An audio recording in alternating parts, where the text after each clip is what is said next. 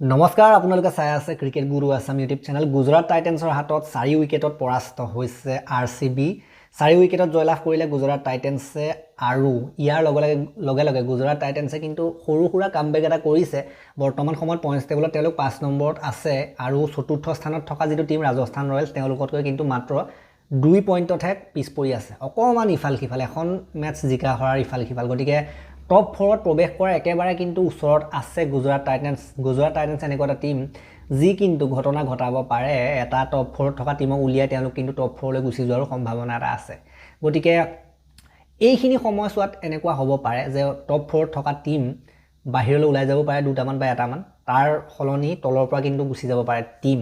গতিকে বৰ্তমান সময়ত দৃষ্টি ৰাখিব লাগিব আমি। তলৰ ফালৰ টিমৰ কথা ক'বলৈ গ'লেতো গুজৰাট টাইটেন্সে খেলি মেলি এটা লগাই আছে, অলপমান কিবা তেওঁলোকে আশা দেখুৱাইছে। বাকী তেনেকৈ আশা দেখা নাই। বাকী টপ 4ত যিকেইটা টিম আছে সেইকেইটাতো ষ্ট্ৰং দেখিবলৈ পোৱা গৈছে। তলৰখিনিতো আৰু ইমান নাই, CSK হওক KKR হওক, বাকীখিনি আমি ইমান আশা দেখিবলৈ পোৱা নাই।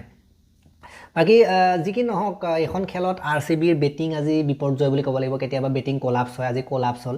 19.2 অভাৰত 155 ৰানত তেওঁলোক অল উইকেট হৈ যায়। একেবাৰে সাধাৰণতে দায়িত্ব নোলোৱা বিধৰ আজি বেটিং আমি দেখিবলৈ পালোঁ। বৰ নিম্ন মানদণ্ডৰ বেটিং আজি দেখিবলৈ পালোঁ। সাধাৰণতে RCB টিমটোৱে আজি নিজৰ যিটো কাৰণে জনা যায়, গোটেই ছিজনটোত তেওঁলোকে যেনেধৰণৰ বেটিং কৰি আছে সেই ধৰণৰ বেটিং কিন্তু প্ৰদৰ্শন কৰা আমি দেখিবলৈ নাপালোঁ। আজি RCB যেন বেলেগ কিবা এটা টিমহে আহিছিলে, RCB অহা নাছিলে। 19.2 অভাৰ 155 10টা, Jacob Bethell 5, Virat Kohli 28, পাণ্ডিকলে 40 run কৰিলে। 40 ৰানটোৱে সৰ্বাধিক। ৰজত পাটিদাৰ 19, জিতেশ শৰ্মা 1, টিম ডেভিড 9, কুণাল পাণ্ডিয়া 4, শেফাৰ্ড 17, ভেংকটেশ আয়াৰ 12, ভুৱনেশ্বৰ 15 আৰু হেজলউড 0। উইকেট আৰছাদ খান, তেখেতে সুন্দৰ বলিং কৰিলে, 3টা উইকেট 22 ৰান দি। ৰাছিদ খান 19ত 2টা, জেছন হোল্ডাৰ 29ত 2টা, ৰাবাদা 44ত এটা, চিৰাজ 38ত এটা। ৰান চেষ্টাটো সহজতে প্ৰাপ্ত কৰা নাই। 6টা উইকেট তেওঁলোকৰো গ'ল। উইকেট লৈছিলে, তথাপিতো ৰানটো কম আছিলে, ৰানটো পৰ্যাপ্ত নাছিলে।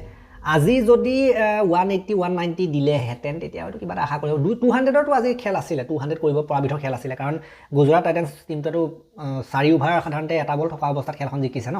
গতিকে তেনেকুৱা অৱস্থাত আৰু ৰান লাগিছিলে। গুজৰাট টাইটেন্স 158 6টা 15.5 অভাৰত, দেন সাই সুদৰ্শন 6, শুভমান 43, জছ বাটলাৰ 39, ৱাশ্বিংটন সুন্দৰ 12, শ্বাহৰুখ খান 8, তেৱতীয়া 27 17টা বলত। তেৱতীয়া আজি বহু দিনৰ মূৰত কিবা এটা সৰু সুৰা কেমিঅ' এটা খেলিছে। দেন জেছন হোল্ডাৰ 12 10টা বলত, আৰু ৰাছিদ খান 6টা বলত 7 ফিনিচিংটো দিলেহি। উইকেট 3টা ভুৱনেশ্বৰে লৈছিলে, 2টা সুৰেশ শৰ্মা আৰু এটা লৈছিলে ৰোমাৰিঅ শেফাৰ্ডে, 2টা লৈছিলে ৰোমাৰিঅ শেফাৰ্ডে। গতিকে উইকেট যদিও বা 6টা লৈছিলে, তথাপিতো পৰ্যাপ্ত নহ'লে ৰান আৰু অলপ লাগিছিলে ন। গতিকে তেনেকুৱা ধৰণৰ কথা হ'ল।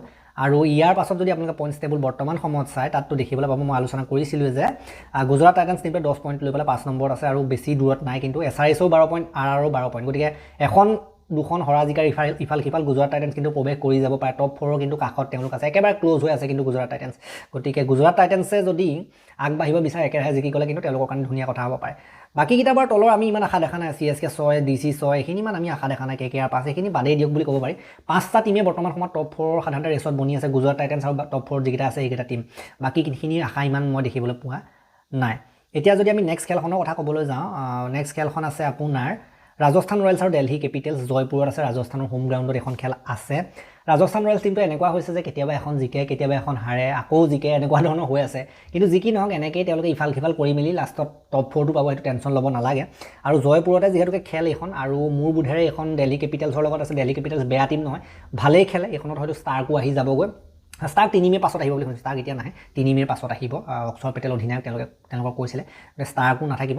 গতিকে জয়পুৰততো নিজৰ হোম গ্ৰাউণ্ড হিচাপে ৰাজস্থান ৰয়েলছে জিকিব লাগে। এতিয়া নিজৰ হোম গ্ৰাউণ্ডতে বহুতকেইখন খেল খেলিব তেওঁলোকে ৰাজস্থানে। গতিকে মই ভাবোঁ যে মই ৰাজস্থানৰ লগতে গৈছোঁ বাৰু, এখন দিল্লীৰ লগত মই যোৱা নাই। কিন্তু দিল্লী এনেকুৱা এটা টিম যি হৰুৱাৰ ক্ষমতা ৰাখে। গোটেই টিমটো ভাল টিম, বেয়া টিম নহয়। মাজতে অলপ ফচি গ'ল, সেইটো বেলেগ কথা। যে পাৰফৰ্মেঞ্চ নোলালে সেইটো বেলেগ কথা। হাৰিলে মাজতে অলপ, হৰাৰ কাৰণে তেওঁলোক খেলি মেলি লাগি গ'ল। কিন্তু টিমটো টিম হিচাপে ঠিকেই আছে। বাকী যি কি নহওক, এই ভিডিঅ'টো মই ইমানটা সমাপ্ত কৰিলোঁ। আৰু আমাৰ ভিডিঅ' আহি আছে চেনেলটোত, বহুতখিনি ভিডিঅ' আহি আছে। ৰিয়ান পৰাগৰ ওপৰতো বহুত ভিডিঅ' আহি আছে, বেন হোৱা বা এনেকুৱা যিখিনি শাস্তিমূলক ব্যৱস্থা লৈছে তাৰ ওপৰত ভিডিঅ' দিছোঁ ইয়াৰ আগত। চাব আপোনালোকে এইবিলাকৰ। আৰু এই ভিডিঅ'টো মই ইমানটা সমাপ্ত কৰিলোঁ। ভাল লাগিলে যদি লাইক কৰিব, শ্বেয়াৰ কৰিব, চেনেলটোলৈ নতুনকৈ আহিছে যদি ছাবস্ক্ৰাইব কৰি ঘণ্টাত দবাই থৈ যাবলৈ নাপাহৰিব। আৰু এটা নতুন ভিডিঅ' লৈ প্ৰতিশ্ৰুতিৰে মই বিদায় মাগিছোঁ। ধন্যবাদ।